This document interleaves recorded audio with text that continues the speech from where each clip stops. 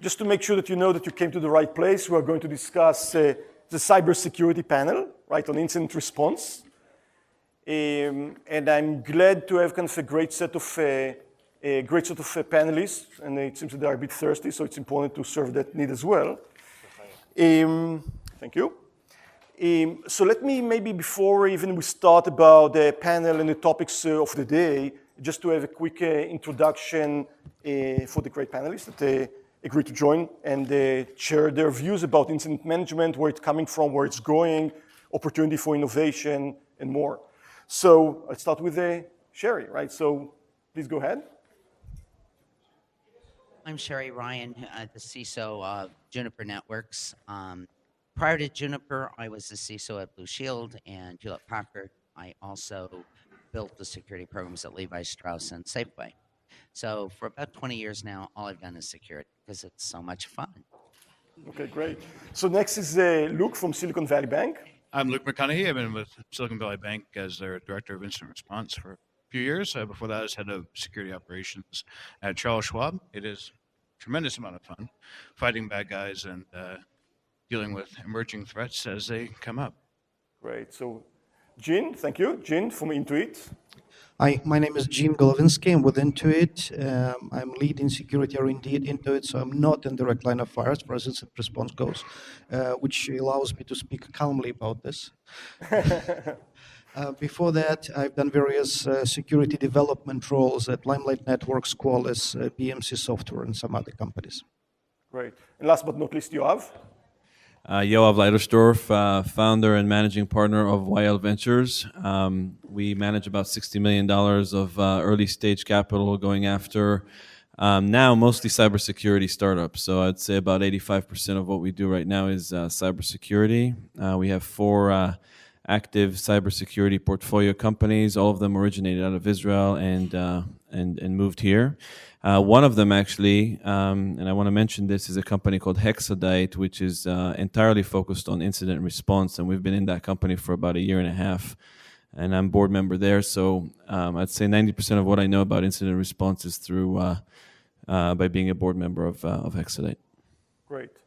Great. And I'm Gidi Cohen, CEO and founder of Skybox Security, and again, I'll be moderator today for the panel.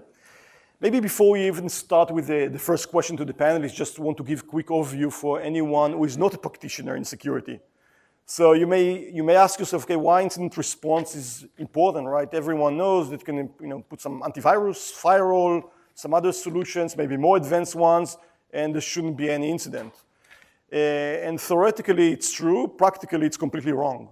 And the reality that the volume of attacks, the evolution of threat landscape, the number of incidents, the results of the incident, right, in terms of damages, is actually rising a lot consistently, almost irrespective of the investment in security, in people, in technologies, in processes. And that what is leading over the last few years, a lot of the innovation in the security space, where organizations understand that despite the fact they need to invest in a lot of preventative controls, like I mentioned earlier, it's still critical more than ever to make sure that there are the right incident management, detection, analysis, prioritization, containment, remediation processes and technologies in the organization to be able to limit potential damage, contain attacks fast, maybe eliminate a lot of them upfront, etc. So that's why it's so important. Another note, it's also very sensitive. So I appreciate the panelists coming here.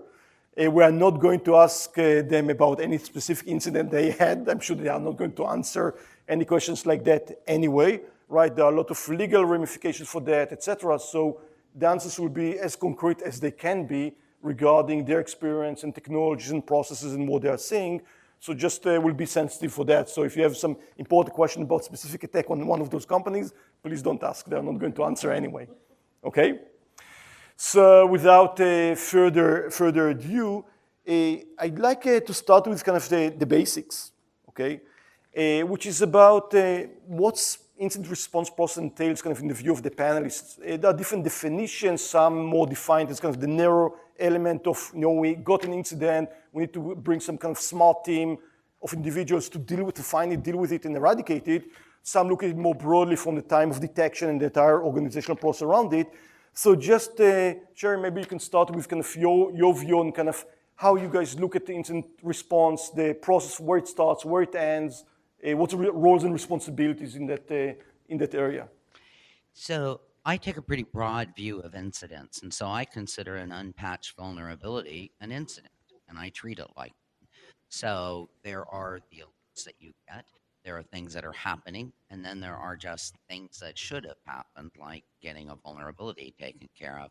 And all of those I bring into my process and manage them to remediation completion. So, the goal for me is to bring together the people, the stakeholders who need to be there to track these things through and, close them, remove the threat of whatever it is. And Sherry, maybe one more question on that.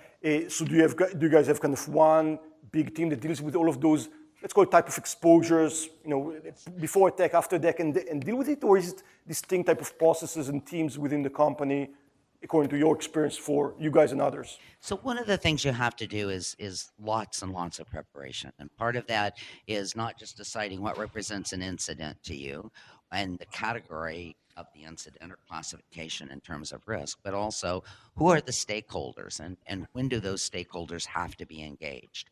So up front, my team, I have a very small team that actually handles incident response from a lead perspective, but they have developed the playbooks, put into place the memorandums of understanding, the MOUs with various groups like legal and HR and public relations and communications and other IT departments, so that those folks can be engaged quickly when they're needed to deal with something.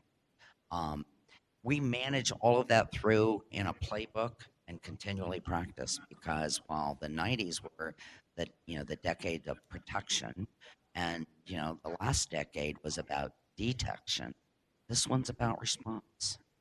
Right.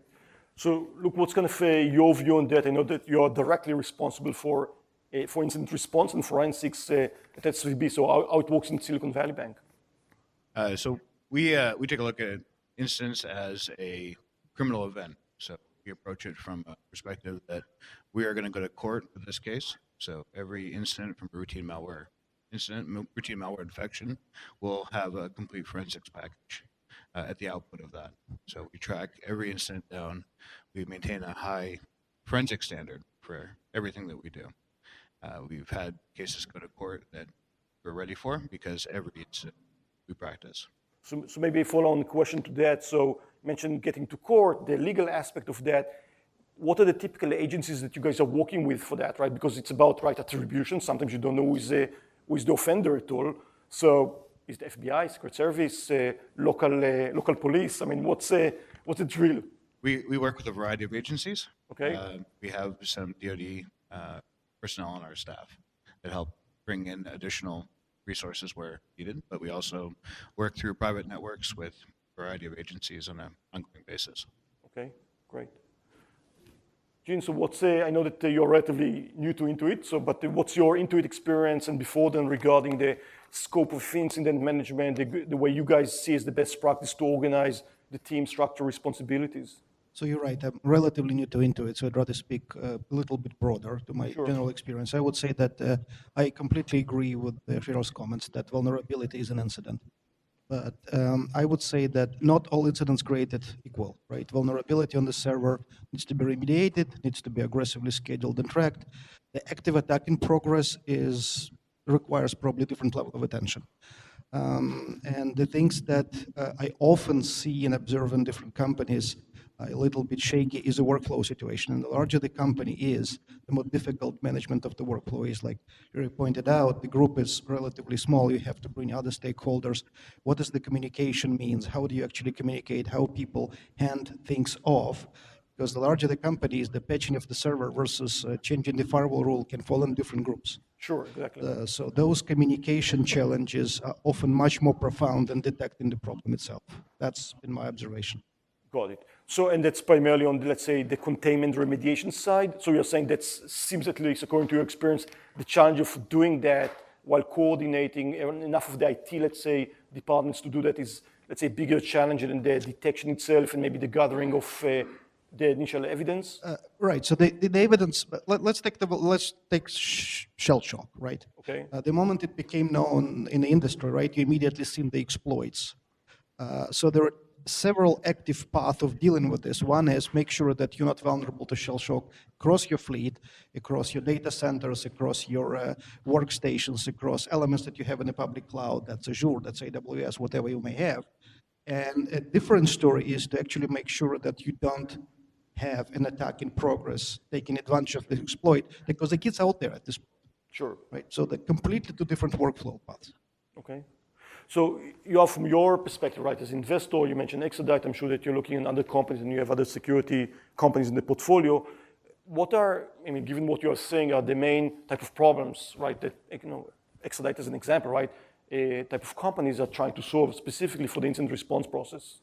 Yeah, so I think mainly when we talk about incident response, we're actually talking post-detection. So, typically we're looking at incidents that are stored in the SIM or in other detection systems. Could be FireEye, Symantec, whatever else, and we're basically looking at investigating and remediating these incidents as fast as possible.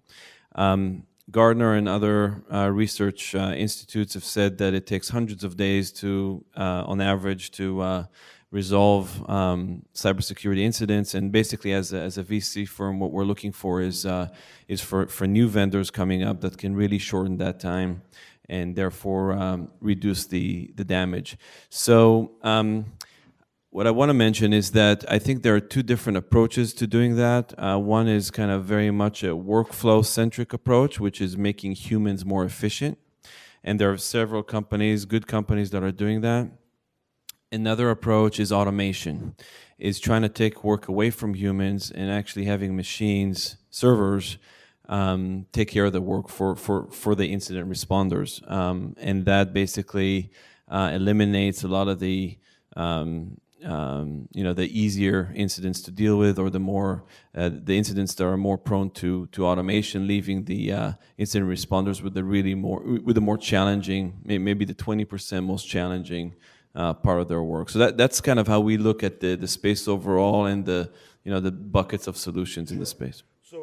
So question to the three of you, right, coming from being practitioners or managing practitioners in the space, at least my experience over the last 15 years, right, regarding automation, it seems that a lot of organizations are extremely careful in letting solutions, make a change, right? Because the impact of that, of making the wrong change or a bit the wrong change, can be big security impacts, but more than that, availability impact of critical things in the business. I mean, we're talking about all of you guys are running businesses which are very much online.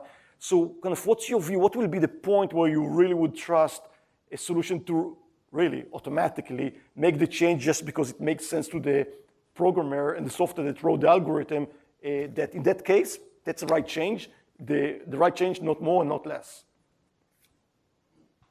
So humans make errors too. True. In making changes. So just human, yeah.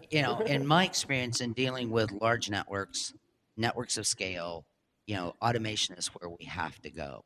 I mean, today, you're right, we're looking for improvements in workflow to better increase the effectiveness and efficiencies of our teams. But the reality is, there aren't enough security people out there for all of us to hire, as many as we would like and that we need. And we have to get to automation. And I think that has to be the next big thing in incident response. So I was glad to hear that. And sure, maybe just a follow-on question to that. What will be the point where would you trust that the software will be less mistakes in terms of the risk-reward compared to humans that do make mistakes as well? So I think that it's preparation again and testing, right? Okay. But also, I'm really always looking for tools that integrate well with my infrastructure, with my core, that will potentially take data from, all the devices on my network and think about the Internet of Things and think about that amount of data and take all of that and allow me to respond quickly, to cordon it off, contain it, and remediate it if necessary. Sure. Completely agree with everything you said there. Automation is critical. We don't have enough people. It's a continuous hiring to try and find top talent out there. From a confidence perspective, we look for indications that are consistently reliable. So certain platforms, certain tools have a very high fidelity, and we're confident in their ability to block. But we also look for system attributes. So, for example, a majority of the exploits that we're seeing are triggering Dr. Watson errors for Internet Explorer browsers. So, if we're able to see an event from two tools that are saying, you know, this is a problem, but they have high false positive rates, what we find is we can correlate that back to a Dr. Watson error coming off that host. Okay. And those two components together, we can quarantine that system with high confidence that there's something bad happened there, and we're going to take it offline. So we need to have a lot of validation built in, and that's one of the areas that we work on. Sure. So Jim, what's your view on that? Well, I think one sunny day in the future, the streets will be populated by robots, and that will take over, and we will be completely unnecessary. But I It's don't. coming sooner than we think. But I don't know if I'm going to live to see that. So we love the idea of self-driving cars. We love the idea of full automation, where we can just watch lights blinking and everything happens magically. I think tools exist to make humans more productive and less error-prone. So I completely agree with the trend and tendency toward automation. But if you ask me if there is a point that I can define with mathematical precision that I would trust, I would probably hesitate for a very long time and actually stump. And I think what happens is, right, the more sophisticated the environment becomes, the more diverse the fleet is, the more and more complex automation becomes, and the more we need it. Sure. So we actually have conflicting situation here, right? Develop automation for very diverse heterogeneous environment is very difficult, and we need it more. So that makes us need to iterate and try and iterate again. And I don't think that I can define the point of complete trust at this point.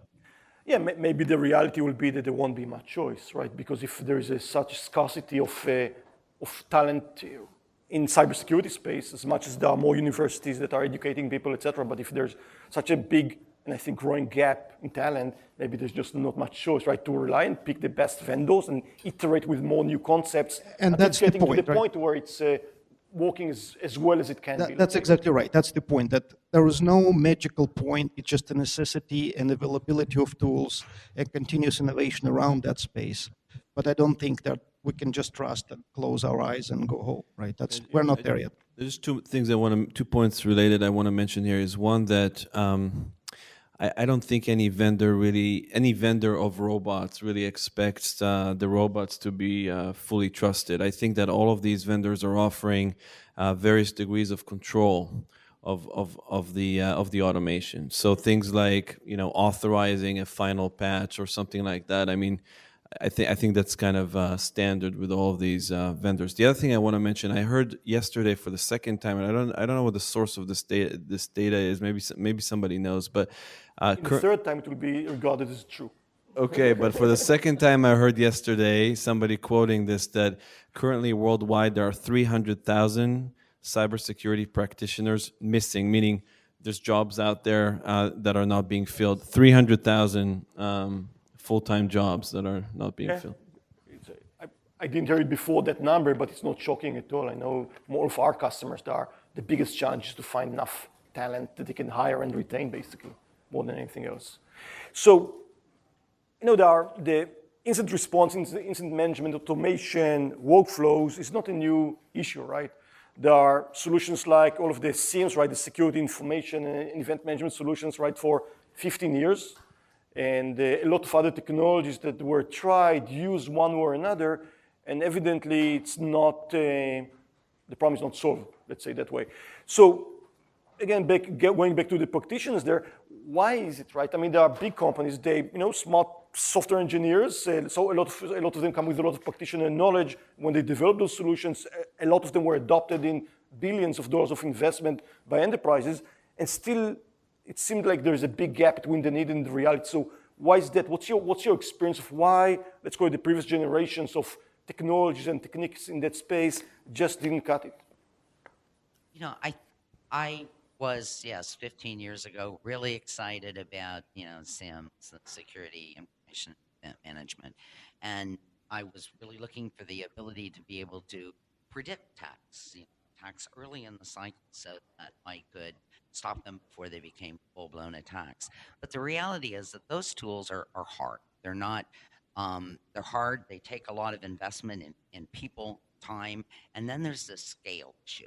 And because there's a lot of data coming in from big networks, and scale is an issue with all of them that I've tried. The other thing is that we don't really have standards for log management, and that it's like the old saying about garbage in, garbage out. Unfortunately, that's too often true. So I found them useful, but they're not a silver bullet, and I'm looking for the next thing. Yeah, so maybe the obvious question after that, right? Compared to 15 years ago, now there are way more logs and events that need to be recorded. And if those technologies, after they invested a lot of money in developing, you guys, the industry, right, invested a lot in buying them and trying to adopt them. So how to deal with it? That's the next question, basically. So, that is the next big question, Okay. is how do we deal with it? So, I think that we're really looking for devices, or for the ability to take information from all the devices on our network. Think about the Internet of Things and the different devices that are on our network, and deal with these huge volumes of it. And then there is, the human factor, and being able to look at the behavioral aspects and how the humans are behaving on the network, and take that data into consideration too. So that says it's something beyond SIM, right? That we're looking for, something that can deal with these big data. That's it. Okay. So 15 years ago, we were fighting a very different fight than we are today. Back then, security researchers were chasing malware. Now we're all being chased by malware. The promise of SIM is starting to get closer today with the analytics and the analytics products coming in. The behavioral piece is definitely a part of it, but it's not just detect and respond. We have to also think before that and get in front of the attacks and do deceptive operations, be able to show where we're strong, that we're weak, and where we're weak, show that we're fortified. And going in and starting to plant information nuggets in our network where attackers we know they'll go after it, and we know we'll be able to pick up on that, or just completely frustrate them in their attacks. Basically, military maneuvering tactics, Exactly. deterrence, confusion, Right. smoke screens, etc. So we got to look at it from how do we detect and respond, but also how can we prevent it up front and even deceive our adversaries and make them confused with the information that we're giving them. We can give them contradictory information about our network. Fantastic. No one should be looking at our network from that perspective. Okay. I'm actually kind of in a weird situation because I kind of was SIEM vendor many lives ago, and I completely agree, right? Remind which one, or it's better not? Let's Doesn't matter, one of them. It's one of them, right? Or log management vendor, whatever you want to call it. And completely agree, the promise of SIEM 15 years ago was wonderful. Everybody wanted to buy one, everybody wanted to configure one. And about 8-9 years ago, everybody realized it just doesn't scale. The traditional SIEM based on traditional relational databases on-premise, just you can throw SAN at it like daily, and it won't scale.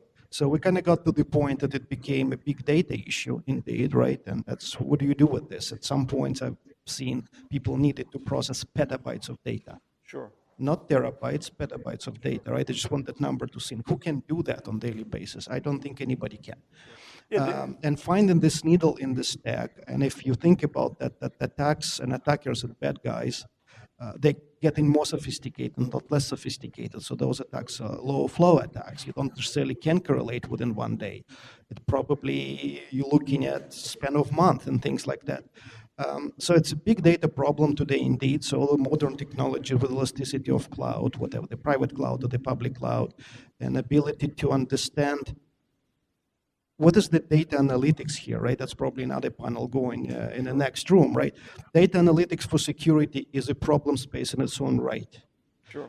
And you can call it SIEM if you want to, but at the end of the day, the lack of standards of logs, the volumes of logs create challenge and an opportunity in the same time for vendors and the consumers. I think that's where we'll need to focus in the next decade, maybe. Yeah, I think part of at least my view on that one of the issues that, big data sounds like a solution, but I think it's more a definition of the problem than definition of a solution. So it's the fact that there's a lot of data that has to be captured and magically analyzed. It's absolutely the case. I don't think it's yet to be proven, right, if there will be the right algorithms, technology that can make sense out of the data, irrespective of scale, that can actually change the game completely, and it's yet to be seen, right? The opportunity for innovation for sure. I think there's one company that should be mentioned that has disrupted a lot of the SIM space, and that's Splunk. I don't know if you guys I agree with that. disagree or with that. You disagree? Because I don't What do you think Splunk is a SIM. I think Splunk is a wonderful log search tool. Yeah, not it's SIM. a great database for logs. So yeah, so I think they disrupted the ability to capture logs in scale and ask for queries, random queries, and do it very efficiently.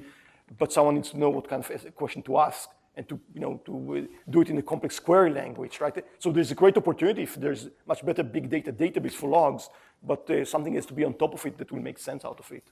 At least that's what we are saying that organizations are struggling with, irrespective of the fact that Splunk and the like are probably a necessity to be able to get to the higher level, but they are not insufficient, at least my experience. So we've seen just as investors in smaller vendors, every time we deploy at a customer, we have to play nice with all the other systems that are being installed at the customers, and so we have to integrate with everything else.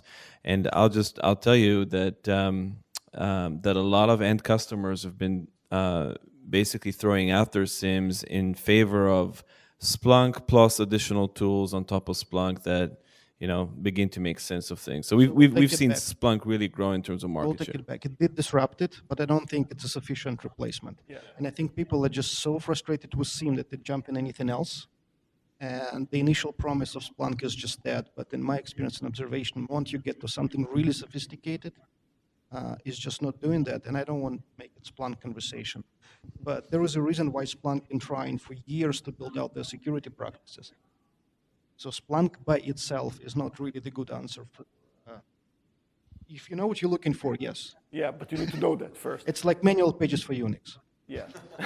Look, so question to you, right? You mentioned to me before we start this panel, right? You guys have some your own analytic approaches, development. So what are type of the gaps that you guys with your own development and your own approach are trying to solve, which is currently unavailable, again, to your liking, at least in the industry, either by mature companies or startups or whatever? Sure. For us, we look at our analytics platform for enriching the security data with business data. So we want to look not just for security alerts, not just looking for anomalous events in the environment, but we want to look at more the behavior piece of what is this business unit doing and what is this one individual doing compared to the rest of his business unit. So for example, if we have a finance person with a malware on their machine, we want to treat that very differently than an incident responder with malware. Context, basically. Right? Exactly. We also want to look at business rules. Should we expect an offshore consultant to be VPNing in at this time? So we're able to add that in. And one of the challenges with SIMs, you can do a lot of that with there, but you end up having performance hits when you try to process that type of data enrichment and at an event per second count.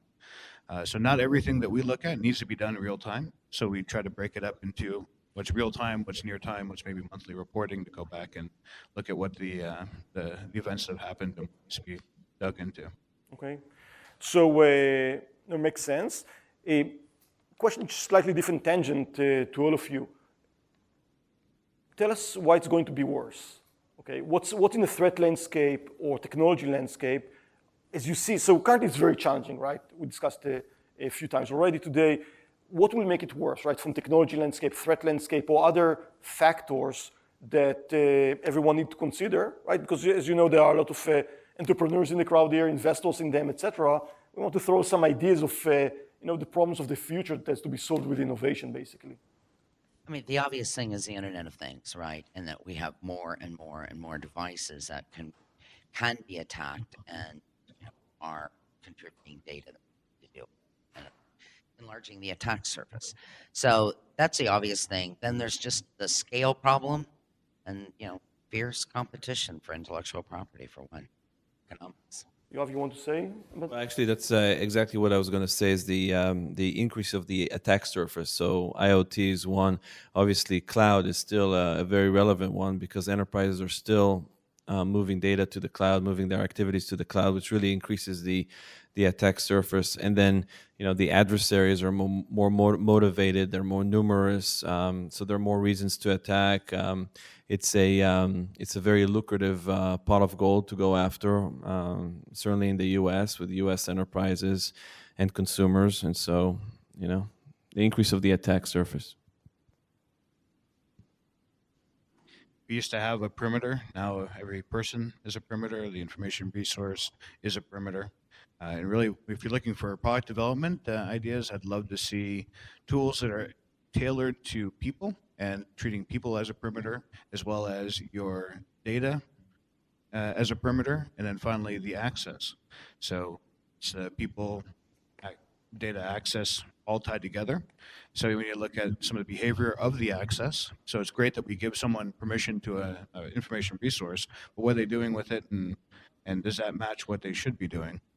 And basically treat every element as a perimeter itself, not as a collection of corporate network.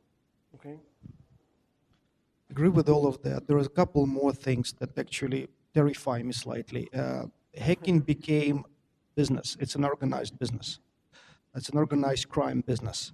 There is actually money to be made in those criminal enterprises. If you look at the dark net, which I know some people do, there are username credentials for sale. There are credit card numbers for sale. There's a whole bunch of stuff up for sale. So somebody took it and now selling to somebody else who can do something with this, right? It's a whole market. That's one. And second is, I think we already entered the era where nation states use cyber weapons. So at this point, we're not just dealing with script kiddies and vulnerabilities. We're actually dealing with governments which fund specifically attacks on enterprises and other governments. The scale of onslaught is completely different at this point. By the way, we have about 10 more minutes, and I want to open up for questions. I have a lot of questions to the panelists, but I don't want to take all of them. So if there are any questions by any one of you, let us know. Can I give you the mic? Or just tell us and we can just repeat it. And if not, I'll ask my next interesting question. Do any of the panelists have any stories about actually dealing with a serious incident response situation that you could share or somehow obfuscate any details? No. So, so discussion initially part of the rules is not to discuss specific incident response situations. People don't want to share for a lot of different reasons, legal reasons, financial reasons, people reasons, and whatever. So let's not discuss specific stories. Any other question? Yeah, please. So I'm the founder and CEO. So what we do is basically we mobilize the social network as authenticated notifiers for the financial sector in the event of incapacitating emergencies. So the question is, how do we make the end user, because it's in their interest as well, more in some way responsible so that they can be mobilized and help? And another question that comes to mind, isn't it in some ways a cyber war? Because it sounds as if what we're talking about is that we're talking about government, hacking, information is exposed, every person can be a hub to many different pathways, but what seems to be happening is that, again, information falls into wrong hands, and that's not related to what necessarily we do as a company, but it seems like it's approaching the cyber war in some ways, whether it's the dark web or... So in the commentary... Very, very scary, because any currency is completely, can be automated, right? Everything is automated. Sure. Everything is a device. Yeah, so let's maybe relate to the second item first. Is the cyber war from your perspective? That's how you treat it as organizations, or from your perspective, just biz as usual type of thing that security practitioners need to deal with, right? You get incidents or threat intelligence or something has to be patched and has to be done. I view it as a continuous guerrilla warfare. From a parallel perspective, we look at it as World War II Stalingrad, where you go in and you clear a floor on a building, you go up to the next floor, the bottom floor is already reinvaded, and we have enemies above, below, in front, behind us. So it's challenging. For you, it's a type of warfare from your perspective. Yeah, we do look at it with a lot of the military parallels on it to try and look at the problem from different angles. We had at one point looked at malware as a form of bioweapons and how that protocols around Yeah, handling bioweapons and use that to gain some insights on malware. yeah. We too use those terms. Juniper powers the world's largest and most demanding networks and is a member of the Defense Industrial Base. So we hold intellectual property of our own and information about our customers' networks that others would like to get their hands on, including nation states. So yes, I think that whether we want to call it a cyber war or not, we're probably It's there that. already. Yeah. Yeah, you want? By the way, just on the war issue, I mean, I think typically wars are being fought by sides. Sometimes you have two sides, sometimes you have more sides to a war. I think in this case, it's a lot more complex. I think there's some state actors, but there are many adversaries who are not state actors, and so I think if you're a CISO, you're fighting many different enemies. It's not just it's not as clear cut as a war. It's a mess, and they're fighting lots of different people. So sophisticated street fight, maybe. It's crazy. It's like everybody's got a dagger, and you're fight. It's like constant kung fu, and then. Expectancy, how do you differentiate within the mess? It's critical, right? When you have an alert that's critical, because it has to do with expectancy. How you know better than me. I think incident prioritization is one of the key parts to their jobs, and also the solutions that are being offered is to really help focus on what's most important. By the way, on the training question that you had initially, I think at least what I've seen is that the most activity there is around anti-phishing. Phishing has been a very critical component of many attacks, especially APTs, advanced persistent threats, and so training employees how to, what to click on in emails and what not to click on, and what to do online and what not to do online, what information to share and what not information to share. I think that's where most of the focus has been in employee training. Yeah, I think relating to what Luke said earlier, basically users and people are part of the attack surface. It's not just machines and it's not just data, right? Everything that is touching them, generating them, sending them, talking about them is basically part of what can be attacked and exploited one way or another. Your view of affairs? It's probably a little bit controversial. So I say yes, I concede it's a war. So what? I mean, we'll talk about this next year, and we talked about it 20 years ago, and we'll continue connecting things, and we expand the reach of internet connectivity and everything else. And I would say we're all concerned, but not necessarily scared. Yeah. So I said it's part of the, there's always will be motivation actually more and more to attack because it makes sense from the If anything, makes for the good conversation, right? So. Yeah. Yeah. All right, so we're in a cyber war. We're all getting attacked every day by nation-state actors, by individual hackers, et cetera, et cetera. What are your stances on hacking back, on giving corporations the ability to attack back, basically? Penetrate the attackers and remove or delete their data? To retaliation, basically. Is it right, wrong? Not retaliation, right? You're not looking to go and cause them pain. You're looking to cleanse your data from them. Okay. So, any thoughts about that? Legal considerations big, right? Because attribution needs to come first. Second, can you even legally do it as an enterprise as opposed to some government agency that even them, some of them at least, cannot attack back? Maybe they can prosecute, but not necessarily attack back. Any views on that matter? So actually, I do have an opinion, not the stance necessarily, it's just an opinion. 200 years ago in Wild Wild West, everybody had a gun to fight off the bad guys. That's where we are from the civilization standpoint in the cyber web today. Eventually, we got to the point that we got law enforcement to patrol the streets and make that activity illegal and deal with this. So I'd rather not to spend my resources on trying to hack those that attack me. I don't think that's productive for my business. Yeah. Any other thoughts on that? From a liability perspective, you may be attacked by somebody, but most likely they've attacked an intermediary. And if you were to Yeah, you're attacking the wrong. If you were to retaliate back, you could hit a hospital or a government agency or something to the point that you take on unlimited risk. So there's certainly things you can do on your network to mess with your attackers. So you can push them off to a honey network and let them have full access. You can give them, feed them bad data, so they go back and try to make that work and waste their time. So, no comment. So, any other last comment on that matter? Because I want to ask the last question, the round the table, the round panel. Last question, but any last comment on that, Yoav?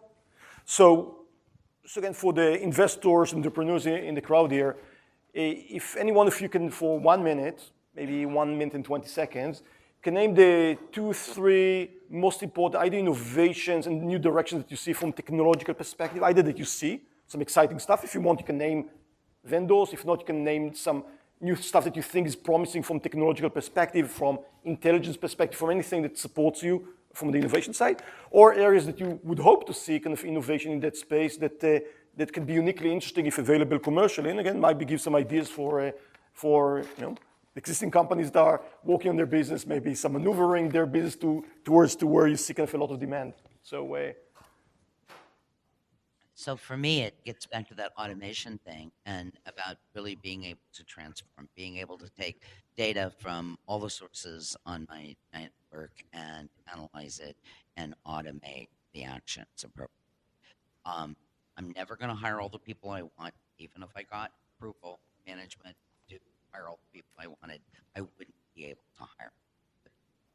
So I have to look for ways to do this at the speed of the network and without hands-on people. So automation is number one on your end, basically. Certainly to totally agree with all that again. Automation is definitely going to be critical here. One of the things that we spend a lot of time looking at is what's the correct ratio between preventative and detective. So we tend to want more preventative controls in place so that we don't have to respond and we can just stop it before it becomes an incident. One of the areas we've had a lot of success recently has been around the deceptive operations and be able to go in and make our network look very different from what it actually does. So as an example, every attacker, every malware has weaknesses. And one of the weaknesses in there is the detection capability for AV companies or other security companies to find that this is a problem. So what they'll do is they'll put in a check to see is this a security researcher chasing my applet. So one of the things that we did with almost no cost was deploy neutered security executables to every endpoint. So our environment, every machine looks like a security researcher to malware. So there's a lot of things you can do to tackle this problem with a product or with some corkscrew thinking. So, Luke, it's fair to say that you are throwing to the mix basically deceptive technologies, innovation in that area will be something that of interest for you guys. There aren't a lot of products that we found that can really cater to the deception piece. Okay. So, Gene, of course, we expect something controversial from you. So, what else should we throw in terms of innovation over the next 42 years? I'm going to be very traditional. I completely agree with my esteemed colleagues. It's ability to detect, ability to automate, and detection really based on the fact that we have to process enormous amounts of data today. You have to assume you either are already or will be hacked, right? You have to assume the worst. So how do you operate with that assumption is important consideration for the health of the business. Got it. So Yoav, you are not allowed to talk about automation because you're already invested in that. So what are the next things you would look at, right, in this general space of incident management, in terms of where is innovation, where you would be looking for innovation? So we've actually been looking at the deceptive space. So maybe I'll be the second person to say it's really interesting, not as a practitioner, but more as somebody who's just had a very broad view of the space. And today, Elusive Networks out of Israel announced a $22 million round. That's a deception company. Another really interesting area is what Illumio is doing, which is a Silicon Valley-based startup that's basically doing a distributed firewall. Not necessarily so tied to incident response, but I mean, there are lots of interesting areas in security. That's why we focus most of our time on this. And to list all the interesting areas would basically take more time than we have a panel. So maybe the next panel next year then. Guys, I think we may have time for the one last question, and if not, we'll call it a day for this panel. Yeah, please. So some of you mentioned IoT several times, and I don't mention that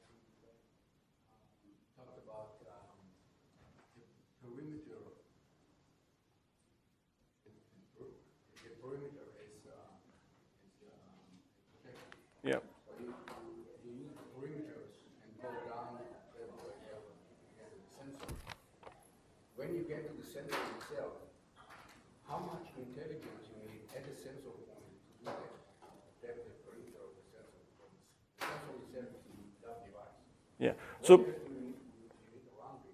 How does it affect cost? How does it affect bandwidth? Sure.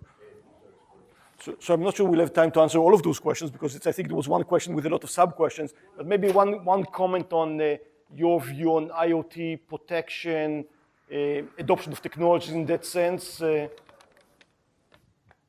Today, unfortunately, most of the IoT devices are functional tested to make sure that they work for what they're being sold for, not necessarily fit for your environment. I absolutely expect to be fighting a toaster at some point in my near future, and that'll be an interesting day. The treating as a perimeter is definitely going to be critical. You definitely need to have a lot more logging than exists today. So unfortunately, it's barely sensor data. It's nothing more than that. And so the ability to detect what's happening, who's talking to that device, those logs don't exist. So we'll have to have a wrapper around those networks or those devices to collect that data and provide it back. Yeah. Guys, I think that we are out of time. Thanks for everyone for coming to hear the panelists. Thanks for the panelists for sharing their experience, views, vision around the space. And thanks everyone. Thank you. Thanks everybody.